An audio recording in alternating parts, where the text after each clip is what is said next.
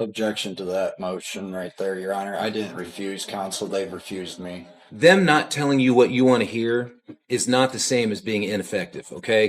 Out of the 5, 2 of them never even called me. I never even was aware that they were appointed to me, and they never even emailed me, called me, nothing. There was no mail, nothing. I wasn't aware that even 2 of those 3 came forward. On record, I want this noted, that they are all workers of this city, and that they do not want to help me in this matter. Well, Mr. Bishop, quite frankly, I'm a little tired of your conspiracy theories that everybody's out to get you or force you to do things. No attorney that's ever practiced in front of me has forced an individual to accept a plea. I have video Nor record. Mr. Bishop, it's my turn to talk. Sorry. At least one of the motions to withdraw, there have been allegations of verbal abuse by the defendant towards their attorney. This pro se sovereign citizen is in court today, and things do not go well for him. The entire courtroom clearly hates this guy, and they are sick of his games to get this case dismissed. I mean, this dude is on his 6th attorney blaming everybody but himself, and acting like the legal system is some conspiracy built just to ruin his day. You can feel the tension in this one, and nobody wants to deal with him anymore, and honestly, it is not hard to see why. These antics just waste time, drain resources, and make a complete joke out of the process. Let me know in the comments what you guys think courts should really do with sovereign citizens like this. Let's go ahead and dive in and watch this clown. Now, at this time, I am going to grant the motion to withdraw, and Ms. Ilola, if you would like to leave, you're free to go. Thank you, Your Honor. Before I do, though, I do want to make a record. Mr. Bishop did hand me a lot of materials to look over, which I did do so for his case. I would like to hand them back to him on the record, just so that way we do not have any further issues going forward. This is everything, including the flash drives that were given to me, and then including the new motions that were addressed for this is the motion withdrawal that was sent to you also, but I wanted to give you a copy of it in person as well. And Mr. Bishop, are you satisfied that Ms. Ilola has returned everything that you had provided to her? I believe so, Your Honor, with a quick glance over. Very well. Counsel? Your Honor, I just wanted to make sure, clarify, does that include all the discovery provided by the state? I believe so. Based off of what I was given by Mr. Bishop, I believe that's all the discovery as well. All right. Thank you, counsel. Thank you very much, Your Honor. Okay, so a couple of matters that we need to address. Number one, the defendant, pro se, prior to the withdrawal of Ms. Ilola's counsel, filed a motion to enforce. That was filed on the 16th of January. In essence, the defendant is asking this court to order a different court to take action, to take legal action. This court has absolutely no authority to do that. Certainly, the defendant could seek a writ of mandamus from the Ohio Supreme Court, asking it to order the domestic relations court to proceed. But Repeat this, that? I barely can hear you. I'm sorry. well, here's the thing. This court does not have any authority to tell another court what to do. All right. So I'm going to deny your motion to enforce. Now, there are certain other steps that you can take to try to get the relief that you sought from this court. But obviously, that's something that you would have to do at this point on your own. Now, the other thing that was pending and has been pending for a while is the defendant's motion in limine regarding the use of a recording which purports to capture a conversation between the defendant and at least one, if not several individuals at the domestic relations court. The allegation being that the recording itself was made not by Mr. Bishop or the individual that he was speaking with. And in fact, the state seems to concede that fact in its memorandum contra the motion to in limine. And the court did considerable amounts of research yesterday afternoon. And here is basically what I found. Normally, a statutory violation is not remedied by exclusion. For instance, if an officer stops an individual for operating a vehicle while impaired outside of their territorial jurisdiction, that's actually a violation of law. But because it's not a constitutional violation, a defendant would have absolutely no relief or recourse to seek any type of exclusion. Now we need to address the issue of counsel, or maybe we probably should have done that first. It doesn't really matter because the last time we were here, when Mr. Iteum withdrew his counsel, the court did indicate and explain to Mr. Bishop that I would be reaching out to the Ohio Public Defender's Office to see if they would be willing to represent him. Thankfully, they were, and I explained to him that if they weren't, or if that didn't work out, that the court would very likely declare what's called a constructive waiver of counsel. So I've done a little research in that regard as well. There's a case out of the 5th District, actually, from April of last year. It's in re adoption of AMV. It's 2024 Ohio 1240 is the site. But basically it talks about the fact that in that case, 2 separate attorneys were appointed to represent the defendant in a parental rights matter. The rights are conveyed under a different authority than the constitutional, but it's pretty much related. And then after the putative father basically fired both of those attorneys, the court reached out to every other attorney on that county's court-appointed list, all of whom declined to represent the putative father. And the ultimate ruling was that the defendant had 2 options at that point. He could, A, hire his own private counsel of his choosing, or B, represent himself. But at this point, the court finds that it has done everything possible to afford Mr. Bishop his right to court-appointed counsel, but that if 2 were enough in that particular case, I think 5 is more than enough in this one. So the court is going to declare a constructive waiver of the right to court-appointed counsel, and I will explain to you, Mr. Bishop, that you have the 2 options. Number 1, you can hire your own attorney using your own funds. Number 2, you can represent yourself. Do you understand that those are the 2 options you have? Yes, Your Honor. May I have a chance to speak now? Oh god, this dude is about to say the dumbest thing ever, so get ready guys, but before we even go there, is not fighting some traffic ticket, is actually facing charges for violating protection order and making inappropriate contact through school communication systems, and somehow has already gone through 5 lawyers like this is a dating app for public defenders. I mean, yeah, he has a right to represent himself under Ferretta versus California. But the court doesn't owe him endless patience. While he turns every hearing into a delay tactic, I mean that's pretty much what I think it is, but at this point is not even just wasting time, is testing how far you can stretch the system before it snaps. I need to advise you of the perils of self-representation. I want to confirm with you that you did not go to law school, nor do you hold a law degree, correct? Correct. You've never been admitted to the bar of any state to practice law, correct? Correct. Well, here's the thing. If you elect to represent yourself in these cases, you will be held to the same standard as somebody who has been to law school, who has passed the bar, and who has the experience of practicing in the courts of Ohio. The court would not be permitted to advise you on how to proceed.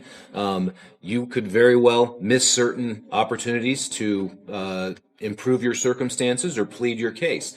And that would be a risk that you would be taking by the fact of refusing to accept the assistance of court-appointed counsel. Objection to that motion right there, Your Honor. I didn't refuse counsel. They've refused me. I would like that worded correctly. Sorry. Well, Mr. Bishop, here's the thing. They have all told me. Here's the thing, Mr. Bishop. Yeah. Them not telling you what you want to hear is not the same as being ineffective, okay? You may disagree with what they have to tell you, but they know more about the law than you do. I'm fairly confident in saying that. That wasn't the case, Your Honor. I was being forced to take a plea deal when I wanted to come to trial.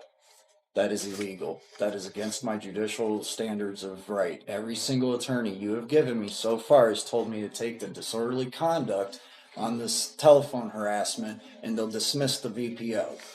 And every single one of them has told me this plea deal that they are going to come to the prosecutor with and that they want me to take that. And I have said, no, don't you dare go to the prosecutor with that. I want a trial, and that's what I want. And they have all came up with this phenomenon of a idea. Every single attorney. And when I say absolutely not, I want a trial, let's prepare for trial. Next thing you know, we get a withdrawal motion. Me and her didn't have no quarrel. She just put her efforts into a rape case over me. And that's the same thing with that Ed guy. He put that whole situation, same thing with the previous attorney, Todd, or what have you, his name. And then I also want to put on the record, Your Honor, that out of the 5, 2 of them never even called me. I never even was aware that they were appointed to me, and they never even emailed me, called me, nothing. There was no mail, nothing. I wasn't aware that even 2 of those 3 came forward. All I knew about was Zach Tabler, Atilium, Todd something, and this Ariel Iolia. And that is it. 4 attorneys. That is it. The other one, and you had told me last time we came that there was 2 or 3 of them that withdrew themselves, Your Honor. I've never even seen or talked to them. I didn't even know they were my attorneys appointed. So, on the fairness side of things, I have not had fair representation. So I do want that to be put on the record that I have not had appropriate representation. That's why we've went through so many of them. And there was a $20 million lawsuit against the previous magistrate in this county, and all of the attorneys are aware of it, telling me on record, I want this noted, that they are all workers of this city and that they do not want to help me in this matter.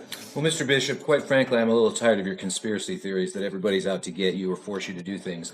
No attorney that's ever practiced in front of me has forced an individual to accept a plea. I have video Nor record. Mr. Bishop, it's my turn to talk. Sorry.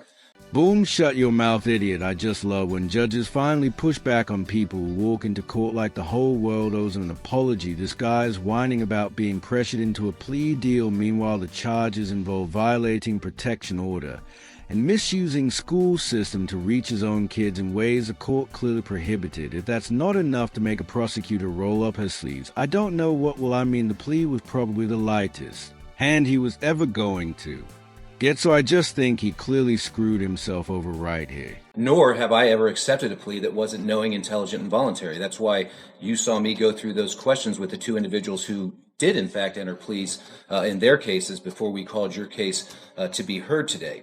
I will put on the record that in at least one of the motions to withdraw, there have been allegations of verbal abuse by the defendant towards their attorney, and there have been informal allegations that perhaps there may have even been threatening language used towards those attorneys. So the defendant's objection is noted, but he has waived his right to have court-appointed counsel by basically plowing through these attorneys. And whether it's 5 or whether it's 3, I can't get anybody else to accept representation of you, Mr. Bishop. Now, certainly, you've indicated that you want to have a trial, and the court is more than prepared to afford you that option. And after today, we will be scheduling this matter for a trial by jury. The court will make a determination as to which case we're going to handle first, because I do not believe these are consolidated, are they? They are not consolidated, Your Honor. Your However, Honor, can you explain what consolidated means? Meaning they would be heard together at the same time. they are not consolidated at this juncture. However, we would be able to try them both at the same time. Well, the court finds that they're 2 separate and distinct matters, and in the interest of safeguarding the defendant's rights against undue prejudice, I do believe that they're completely unrelated in that one involves an allegation of harassing phone call to court personnel, where the other simply involves an allegation that a phone call was made to a school where the defendant's children were enrolled, but that he was subject to allegedly a protection order that prohibited him from contacting the children's school. So the state certainly is welcome to file a motion to consolidate, but as former Judge Harris of the Fairfield County Municipal Court said, although I won't prejudge anything, you'll lose. That being said, we will schedule this matter for trial probably within about the next 30 days, Mr. Bishop. If you, in fact, retain private counsel, by all means, make sure that they submit their notice of representation in a timely fashion. If you elect to represent yourself, if there were ultimately a conviction on either one or both of these charges, you would certainly have the right to appeal my decision declaring a constructive waiver of counsel to the Licking County Court of Appeals. What was it you wanted to say? Thank you, Your Honor. I'm sorry. If I don't speak, I lose it. So I'm not my father, so I'm not a professional, as you said. So I'd like to just make a motion right now. I was under the impression we were going to trial today, and that is what I came here prepared 100% for a trial today for the VPO. I am going to ask for a continuance and ask that we push the telecom harassment out for a few months because I do want to retain counsel. I'm going to sell my father's Mustang and retain counsel. So it's going to take me at least a little while, and I'm in school right now at C-Tech for 5G broadband. So and it's already paid for. I've already put $2,200. This case is over a year. My life doesn't stop. I've got kids. I got child support. I have to work and I got to go to school. So I'm asking that my graduation is after March 20th. We've pushed this out this long. I ask that if we do the telephone harassment, that we do that one past March 21st, so I can graduate. As for the VPO, I would like to make an oral motion right now and agree to your waiver to counsel for myself, and I don't need appointed counsel. I will represent myself on the separate matter of the VPO, and let me get the case number for you, Your Honor, for the record. Do you want me to stand on this, Your Honor? You don't need to stand when you address the court. That's all right. I would like the case number 23 CRB 1774A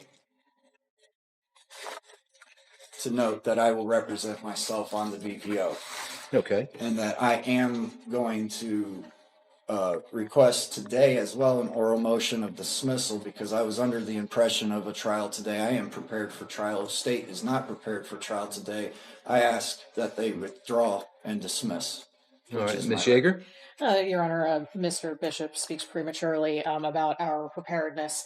However, So because you thought today was your trial and brought zero proof to back it up, we're just supposed to cancel everything and let you walk? That's not how this works, buddy, and definitely not how the law bends is facing serious charges, but acting like a misused calendar invite is a get-out-of-court-free card. I mean, you could see on the prosecutor's face here she's pretty much done playing around with this guy, and judging by her tone too, she's ready to unload the full weight of this case. This isn't even confusion anymore, it just feels like strategy, and it's a very bad one at that. in speaking with court staff yesterday, we were instructed to call off our witnesses for the VPO case. So we would be unable to proceed, but we did that based on the impression that this matter would not be going forward today. Regarding Objection. I'm I not, do You have to I'm let not- her talk, Mr. Bishop. Regarding the pushing the telecommunications harassment case to after March, we would object to that. These cases are from 2023. This has already gone on long enough. The defendant has a right to a fair trial, but the victims also have a right to a speedy trial as well. So we would object to just pushing that just so that he can graduate and sell his father's Mustang. Those are things that he should have already been prepared for. And since he did mention a disorderly conduct, we did want to just clarify for everyone, the state's offer has never been for a disorderly conduct. The state's offer has always been plead to the telecommunications harassment, and we would dismiss the protection order violation case. That's still what our offer is. However, if we do go to trial, we will be prepared to go to trial on both. Thank you. Alrighty. Your Honor, that didn't address my motion to dismiss. And we are not dismissing. Well, I was going to say she doesn't really have to address it if she doesn't want to, but okay. As far as your indication, Mr. Bishop, that you wish to waive your right to counsel in the 23 CRB 1774 case, I just need to go over this with you on the record in open court. You do have the right to be represented by a counsel of your choosing, by hiring somebody. You have the right to apply for court-appointed counsel, which you've done, and which the court has granted on numerous occasions in this particular matter. Obviously, the court was declaring a constructive waiver of counsel, but if you're affirmatively waiving that, we just need to put that on the record and have you sign off on it. Be advised, representing yourself exposes you to a number of pitfalls and dangers. Self-representation is never recommended by any court that I've ever known because laypersons do not always know exactly how the law works or what the law is, what procedure is, but you would be held to the exact same standard as somebody who was trained and who was licensed to practice law. Do you understand that? Yes, Your Honor. And as far as that's the protection order case, right? Yes, Your Honor. Yeah. As far as that's concerned, is it your decision to waive your right to counsel and to Yes, represent Your Honor. yourself? All right, I'm going to have the bailiff present you with the form entitled waiver of counsel. If that is indeed your decision, make sure you go ahead and sign off on that, please. You sure you read it okay? Yes, thank you.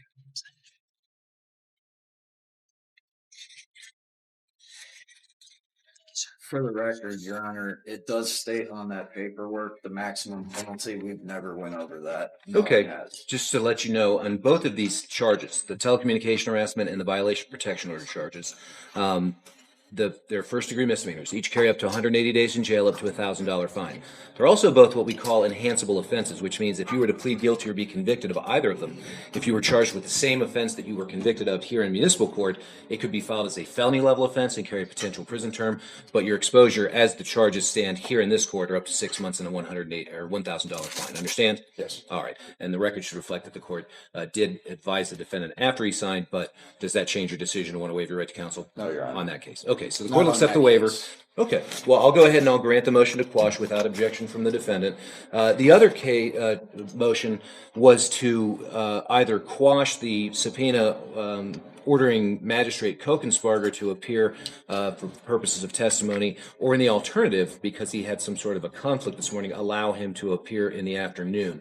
Do you want to speak to that, Mr. Bishop? I would object to that. As the prosecution has already stated, we've pushed this matter out forever, and he is crucial for the VPO situation because of his November 7th, 2023 hearing. And he is a crucial, I believe the word is alibi to the, or notice of justice is what I read about. Oh my gosh, dude is looking towards a prosecutor like she's a vocabulary coach. He just asked if alibi is the word he wants. I mean, this is just brutal to watch, guys. You can practically see her restraining the urge to roll her eyes. I mean, she's clearly done with them. And honestly, you can just tell the whole courtroom hates this guy. Has already burned through multiple public defenders, harassed them, and turned this whole thing into a slow motion headache for the state eye. This isn't even a legal defense. I mean, this dude is literally just loitering in the courtroom. At some point, you got to read the room and realize nobody's stepping in to save you from the mess you made, buddy. Which is why I pushed for the enforcement. But yes, his testimony on that date is crucial to my case, and that is why I believe he should be subpoenaed, because I have a right to face my accusers. He is one of my accusers. Well, actually, the accusation is that you made a phone call, not that, I mean, you can't, I suppose you could attack the validity of a protection order, whether it was actually in effect at the time, but relitigating whether it should have been granted is not on the table. That's not relevant to the determination about whether or not you violated it. So I'm going to grant the motion to quash at this time unless the defendant can show with more specificity the relevance that Magistrate Kokensparger holds to the violation of protection order charge. So, and I want to say this as well. I think you issued the subpoenas in the 1774 case. And that's the one it should have been, and I put these two motions in the wrong file. Okay, so I'm going to go ahead and I'm going to grant both of the motions to quash. As I said, you can reissue your subpoena for our next court date, but you'll have to show with some specificity why you believe that the magistrate has relevant testimony to provide. Well, my question to that, Your Honor, is the validity of my audio that I'm presenting on our trial date, because that is... Well, I wouldn't. Let me put it this way. If somebody subpoenaed my staff to produce a recording of court proceedings, I would not be the one who would authenticate it. It would be the person who created the recording. So again, this is something that you're going to have to figure out on your own, because I can't give you advice on how to proceed. But there is a means by which you can address the appropriate party to produce those materials. And again, that doesn't mean they're relevant, and that doesn't mean they're irrelevant, but it means you have to go about the proper channels and seek the proper sources for those things. All right? All right. And then also, final for my record, Your Honor, I would like open access to be able to speak with the prosecution. And so the VPO matter on case number 23 CRB 01774. Since they are separate matters, I would like to be able to have that line of communication between me and the prosecution open as is usual custom standard. Well, you'd be surprised how frequently the prosecution fails to respond to emails and phone messages from actually licensed attorneys. So I can't force them to talk to you anywhere other than inside the courtroom, other than responding to any pleadings that you file. Certainly you have the right to contact them to see if they're willing to speak with you, but they're not required to prior to trial. Absolutely understood. Okay? Yeah. Anything else? No, Your Honor. All right, very well. We're going to stand in recess, and notice of the new court dates will be going out. It would be the court's intention to The telecom is the oldest one. Yeah, that was what the court was going to try first, was the telecommunication harassment. But as I mentioned, the state's more than welcome to file a motion to consolidate, but I'm not inclined to grant that because I do find that it would be prejudicial to the defendant. Oh, Okay? Your Honor, one more thing, just since he asked about open access to the prosecutor. I believe I indicated to Mr. Bishop last time when we were here with Mr. Atayam, and my position on that still stands. I will speak to him in court on the record, or I can speak to him in writing through email, just so that there's no miscommunication and no issues on either side. Okay, very well. Thank you very much. Court stands in recess. Can I get the email? Yes. I emailed you. Let me know if you guys want to see a follow-up appearing on this clown, because he is definitely a character in court, like unintentionally entertaining, but also deeply exhausting, to which I definitely would not be surprised if his next move is selling his dad Mustang to hire a sixth lawyer who still can't stop him from talking himself straight into jail. I mean, some people just like this guy just refuse to accept reality. I mean, they really do. Believe the system's out to get them when really they're just tripping over their own ego every step of the way. And let me know what you guys think. What do you think this is about the courts, when people can just stretch cases out this long just by being difficult? I know he hasn't had any punishment yet, but I just can tell the judges over this guy. I mean, judges do have to balance due process with not letting the courtroom become a stage for chaos, and honestly, that's pretty much no small task when you got this guy in the courtroom. But yeah, guys, let me know what you thought about the judge, and if he handled this fairly. I thought he was pretty good, but I mean, this guy is literally on his sixth lawyer, so I mean, this is just getting out of control at this point. But yeah, guys, thank you so much for watching. I really appreciate it. Take care, everyone.